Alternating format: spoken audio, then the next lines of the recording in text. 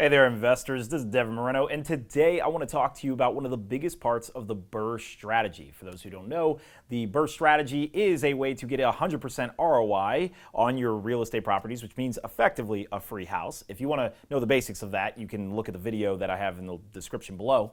But the hardest part that a lot of people are a little confused about is the refinance part. I've gotten a lot of questions on that, like exactly who do you refinance with? What are the different ways to do that? What should I know about it? And to be honest, it is actually a little bit more complicated than just simply asking any bank, hey, can you refinance my loan? So today I want to talk about it. We're going to go into the minimum requirements for you to even refinance at all, the different types of lenders and what the advantages and disadvantages are of those different lenders, and the different types of refinances that you can do with those lenders, and then the effects of shopping around for a loan. Is it really even worth it? Buying down the rate, all these things that you might hear of. So all of that in this video, but don't worry if all that sounds overwhelming. This is going to be absolutely for beginners, so that way I'm not going to go into an insane amount of detail. You'll be just fine and you'll understand perfectly well after all this. So let's get right into it. All right, so one thing I have to make very clear before we go forward is all of this is for investment loans, okay? So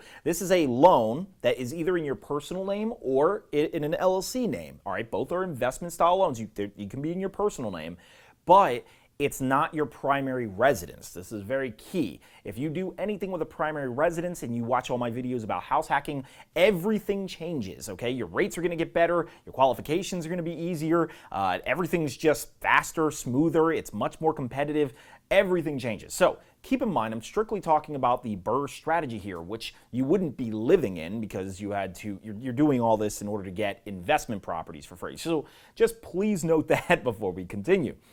So with all of that being said, for these investment style loans, either in your personal name or an LLC, you're realistically going to need no worse than a 580 credit score, okay? But that's even still really bad. Most people are going to reject you if they even lend you at all. They're not going to really want to talk to you, all right? So you're probably going to want a 620, all right? Probably at minimum. Realistically, though, if you absolutely want to get any decent type of rates, you need a 680. So if your credit score is below a 680, I wouldn't even recommend doing the BRRRR strategy. Work on building your credit first, and that would probably serve you much better. The other thing you're going to need to know is you need reserves, okay? Cash reserves, and this cannot enter your bank account 2 months before you actually do the refinance. That means no large fluctuations or deposits, okay? You need 6 months of reserves for the subject property, that's the one that you're trying to refinance, and then 2 months of cash reserves in the bank for every other property that you own, all right? Now the reserves, when I say 6 months or 2 months, it's equal to your mortgage. So whatever your mortgage is, you need 6 months of that cash sitting in the bank. So a lot of you might get creative and be like, okay, well, I'll just have my parents, give me money and, or whatever. Maybe someone else give me the money real quick so I can qualify. Well, that's not going to work. They don't want to see large deposits. So even if you tried that strategy, you need to do it at least 2 months before you actually do the refinance. There are other ways that I've seen creatively to get around this, but I honestly wouldn't recommend them. One of them you probably may have thought of is that you can put your name on a bank account of somebody else, maybe parents or someone else. Maybe it's not your money, but now that your name is on it, according to the bank, it is now your money. Look, here's the thing. I think doing the BRRRR strategy without actual cash reserves is incredibly dangerous. So I wouldn't try to fool around with this too much. The banks want these requirements for a reason. So realistically though, just keep that in mind that even though you see all these online videos saying that you don't need any money to do the BRRRR strategy, that's not actually really true. You do need cash reserves. So another thing, requirement you're going to need is a debt to income ratio of 50% or less. So what that means is your debt cannot be 50% of how much income you're actually bringing in. So if you make $100K a year, then your total debt cannot exceed $50K. I mean, the math is going to pretty much work itself out. Now, this is all pre-tax income. So just keep that in mind. You could do a pre-approval and all that to just make sure that this actually qualifies for you, but that's just another minimum requirement. Another thing you're going to want to know is having a W-2 job will actually make the process easier than if you have a self-business or whatnot. The reason why is they're going to need 2 years of tax returns and see that the business is stable and see if there's no chance of it failing, whereas a W-2 job, for some reason, they just kind of assume that it's a consistent thing you'll always have. So even though your job can fire you at any time, But, so yeah, having a W-2 job makes this very easy. You just need like last 2 months pay stubs, kind of almost like you're renting a house. And a final note for minimum requirements that's going to trip up a lot of people here in Baltimore City. That's the city where I invest, okay? So for those of you who don't know, I'm an investor in Baltimore who owns 6 houses here and, manages 11 others, so recording this video. In Baltimore, you can get a lot of cheap houses, very, very cheap houses. Well, the minimum, all right, for a lending that a lender will even accept is $50,000. All right, that's for most of the lenders that we're going to talk about. It's actually $100,000 for bigger banks. And so just keep that in mind, that if your property is worth less than that, then a lot of them will charge you higher rates, higher fees, higher points that you can't get around because the property is just way too cheap. It costs the same amount of money for them to underwrite a $50,000 deal as it does for a $400,000 deal, but they make way more money on the $400,000 one. So just keep that in mind. They will have minimum lending standards where if it's under 50K, they're probably just not even going to talk to you and the BRRRR strategy won't even work. So now let's get into the types of lenders out there. Right? We have basically 4 main types, and that is direct lenders, mortgage brokers, big banks, and community banks. So I'm going to go into the pros and cons of each of those real quickly, make this absolutely simple. And the first one that you're going to want to know about is the direct lender. This is actually the one that I use all the time. So the direct lender is someone who actually lends directly to, they sell your loan directly to Fannie Mae, Freddie Mac. This is the kind of quasi-government agency that issues most of the loans here in this country. So because they know they're going to sell the product directly to Fannie Freddie, that means they can't do any LLC loans. Now, if you watched a video in my previous videos, you'll know that I don't immediately put properties in an LLC. I explain in that video in the description below why I don't immediately do that. So if you're curious, definitely check that out. But these type of lenders, they actually are much more flexible in the underwriting process than any of the other lenders. So if you have a lot of tricky complications, maybe you have a lot of LLCs, or maybe your situation is just very weird, like mine sometimes is, well, they control the entire process and they can work with you, okay? So they often can understand your situation. There's a person you're speaking with who is the person who you're technically being approved by. So these are all excellent advantages of a direct lender. I personally use actually Norcom Mortgage in this case for a lot of my direct lending. I have the number in the description below if you want to talk to my actual mortgage lender, and he'll be more than happy to walk you through all this process. But that's essentially him. So because he sells to Fannie Mae, Freddie Mac, because any direct lender does that, you essentially you're going to have an issue where you can only do this with 10 properties. So for those of you who don't know, Fannie Freddie will stop lending to you after 10 properties. So eventually you have to put them in your LLC, which means you're going to have to go to a different lender. And that's when we get into our next one. And our next one is going to be a mortgage broker. So the major difference between a mortgage broker and a direct lender is the mortgage broker is actually brokering the deal to many, many lenders. Okay, this could be big banks, it could be like Quicken Loans, it could be all types of different people or businesses. And essentially they're looking for the most competitive rate for you.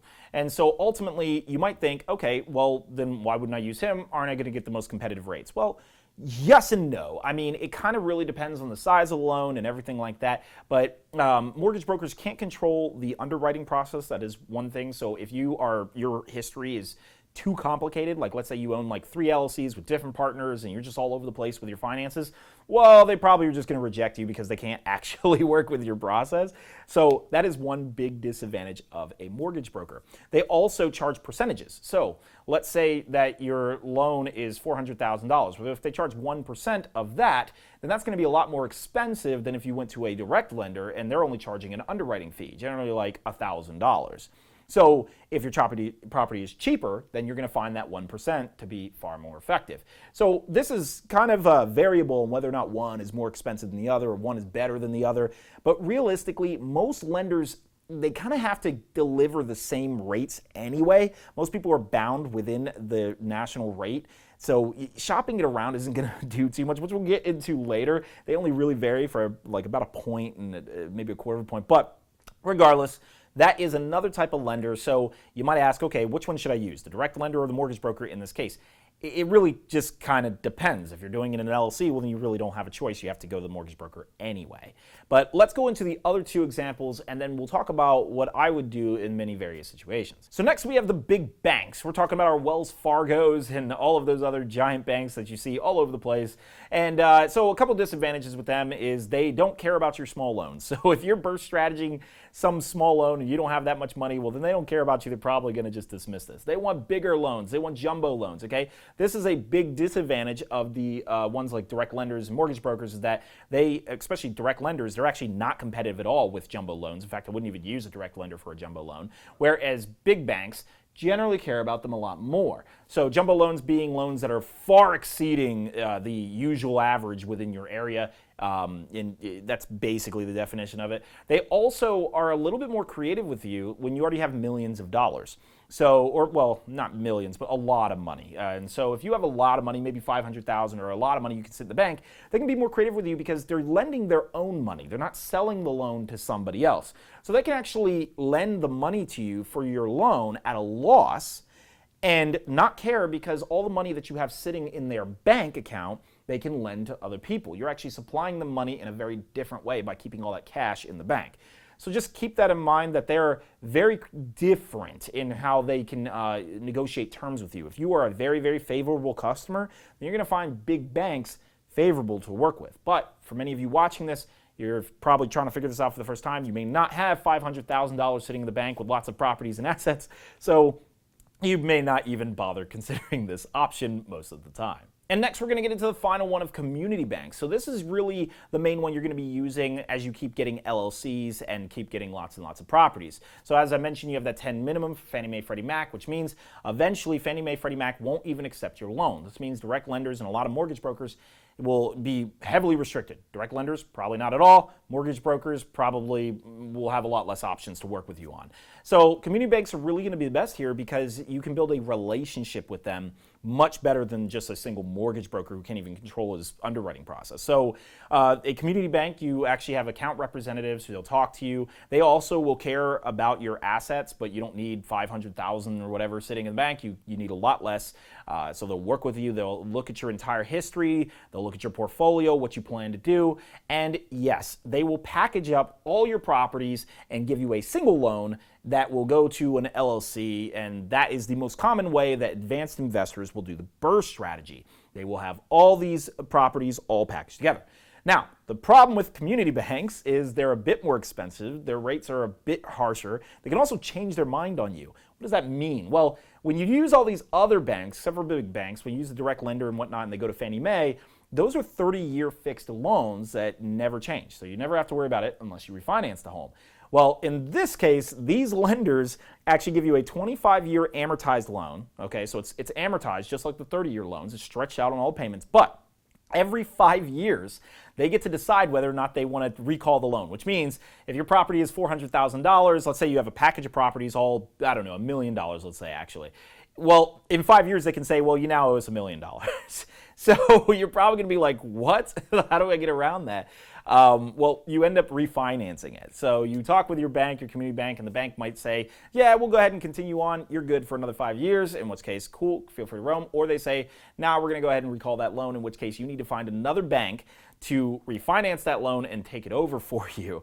So this might sound really scary, but by the time you get to this point, you're actually going to be much more comfortable with the process. You're going to do tons of refinances, build tons of relationships, and there's really nothing to worry about. So community banks are more for your advanced investors who at least have like 5 properties generally. Now, if you like content like this, definitely make sure to like and subscribe.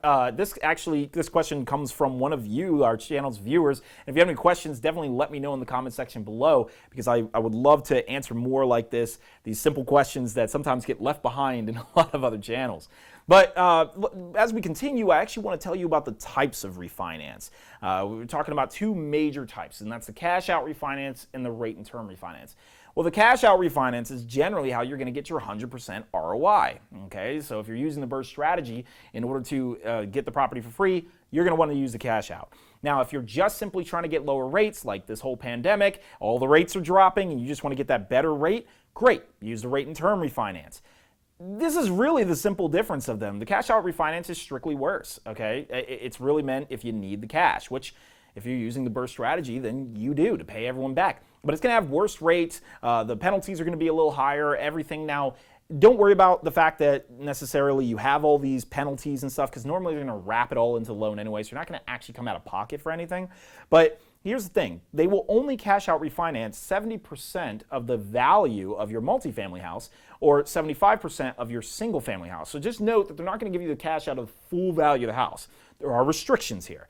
As for the rate and term refinance, all the rates and all the things are better, but you're not getting any cash. Once again, though, as far as all the fees and everything associated with refinancing, you can wrap that back into the loan.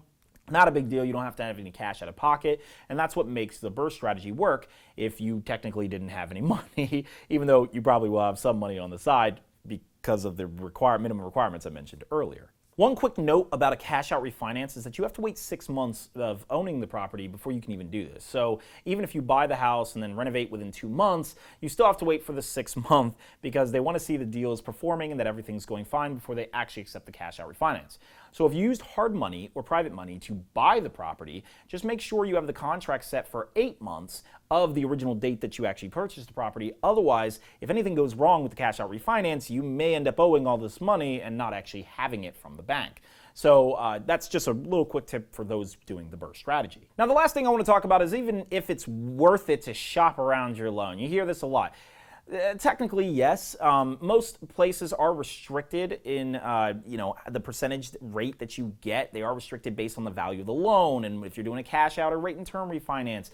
If you're doing the absolute worst possible, which is it's in an LLC, and it's a low value loan, and it's a cash out refinance, your rates are going to be awful.